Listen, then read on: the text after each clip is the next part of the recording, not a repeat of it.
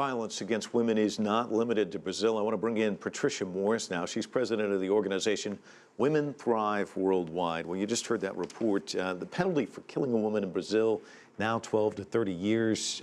Does this go far enough? Is it enough of a statement, do you think, this law?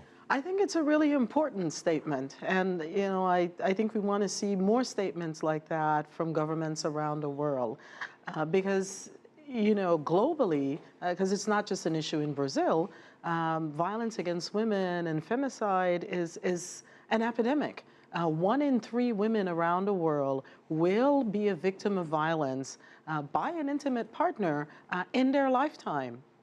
You mentioned 4 words, governments around the world, and if anybody knows about governments around the world, I know you've pivoted all over the place. You've gone to a lot of regions. You've taken in the whole complexity of this issue.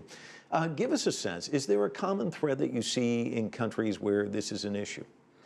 Well, it is a common thread, and it's everywhere. It's all over the world, and a lot of it has to do with belief systems that begin with the proposition that women are less citizens than men, that men can control women's lives, and that women's lives are not as valued as men's lives.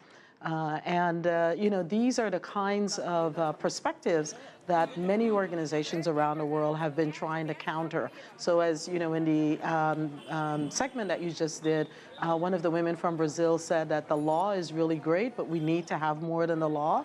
And that's what some organizations are doing. There are lots of organizations that are now working with men and trying to change their perspectives and their notions of masculinity, their notions of fatherhood, their notions of women's rights and women's worth in society. And you know, we've seen some progress in those areas, but there's still a lot more work that needs to be done. We talked about the rape of women and children in Congo to start off this segment. Of course, there's been so much reporting on what's going on in India, and I'm sure you've watched that very closely. How do you turn the tide in a country where we do see a lot of this, and how do you get at the heart of it, and how do you change it?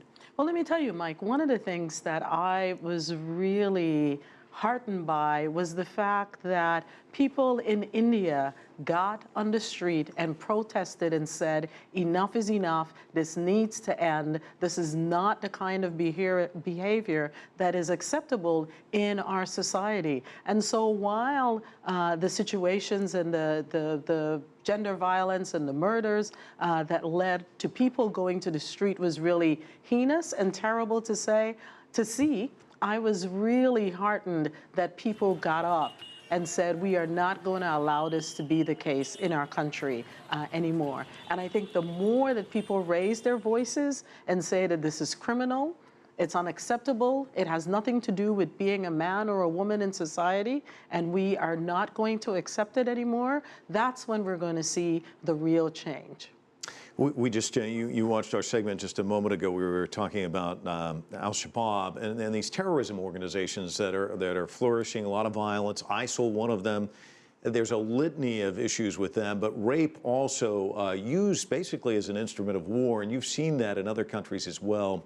How much of a concern is that, and how do you turn that around? I mean, that is a major concern. I mean, if we go back to Bosnia and Kosovo, if we look at the Congo and Rwanda, it has really in Sudan also, we find that combatants are using rape as a tool of war, as a way to really completely degrade the enemy, right? And we were very, very heartened when activists came together, collected the data in Bosnia so that war rape could also be a war crime, you know, and that's the direction we need to continue to go in. I mean, that's why we need the legislation, that's why we need to collect the evidence, and that's why we need to prosecute, because part of why rape and violence against women has grown as significantly as it has is because it's done with impunity. Yeah? Pat, this is really tough stuff, and you're dealing with it on a daily basis. What keeps you going each day? Because I hear you say the word heartened. Mm-hmm. You do look for that silver lining, I suspect. You have to, in a sense, don't you? Absolutely, and I can tell you, working with women in the Democratic Republic of Congo, the resilience that they have, and their hope for the future, even though they have had the worst life experiences ever, they still have hope for the future, and for their children. And so we need to support them in what they're doing. And this is why, Women Thrive is very involved with promoting passage of the International Violence Against Women Act that has just been reintroduced in Congress. Tough journey for those women, and it's great that somebody like you is out there to help them. Thanks so much for coming in. Thank you very much for doing this story.